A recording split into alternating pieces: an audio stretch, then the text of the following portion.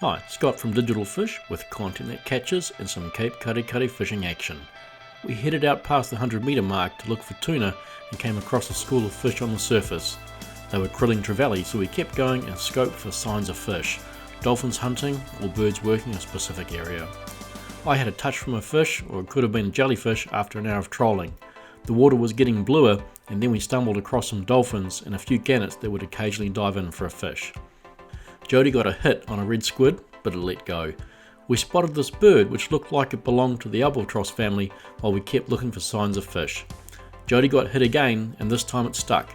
I quickly wound in my trolling gear and picked up my spin gear to see if I could hook one of its mates that would be in the area. On my first cast, a small tuna hit my lure, let go, then smashed it again close to the boat.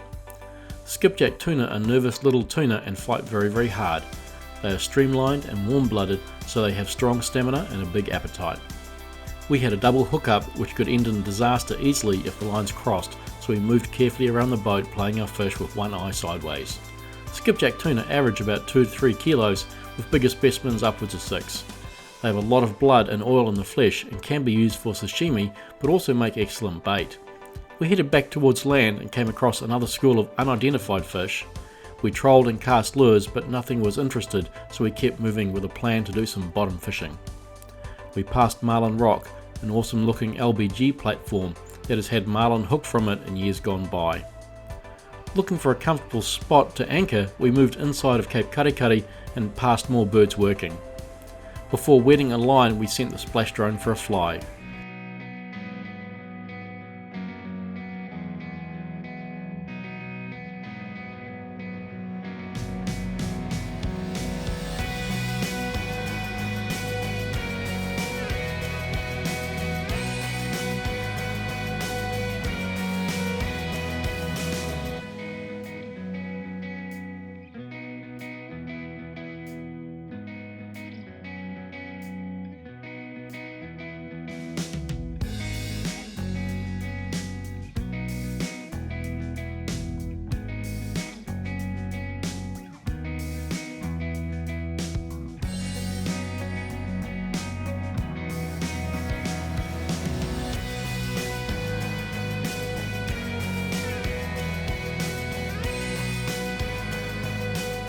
Baiting up, it wasn't long before fish started appearing.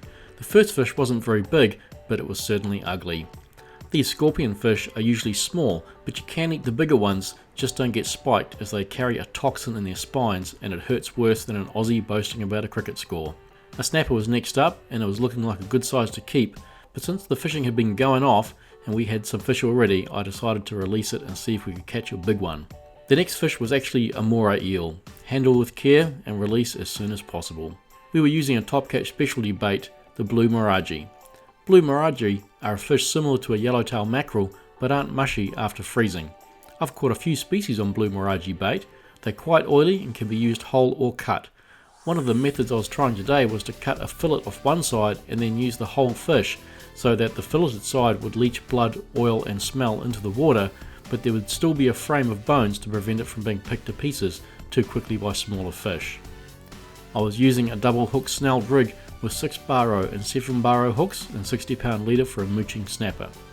We were fishing in about 25 metres of blue water and I had a feeling something big might be lurking nearby. Sure enough, the bait got smashed and the fish took a good stretch of line off my reel. I had to take my time on 10 kilo line, but the snapper started to yield to the constant pressure I was putting on it. A big red silvery shape started to appear not far from the boat and it was looking like a solid far north snapper in prime condition. I was thinking we still had room for one more fish in the fridge, but kept focused on gently playing the big snapper. You have to keep your cool because excited impatience can lead to lost fish and a few tears. A quick gaff shot and the snapper was ours. The fishing had been going off. Yesterday a 14 pound snapper and today a fish close to 18 pound destined for the smoker. Here's the before and after shots. Delicious smoked snapper smoked by Hamish at a Patu Aquaculture in Cable Bay. He does an awesome job of smoking and vacuum packing, and he can even courier fish to your home if you can't wait for the finished product. We packed up and headed for home. We did catch one more fish, an even bigger monster snapper that went over 25 pound, but that's a story for another day. This is Scott from Digital Fish with content that catches.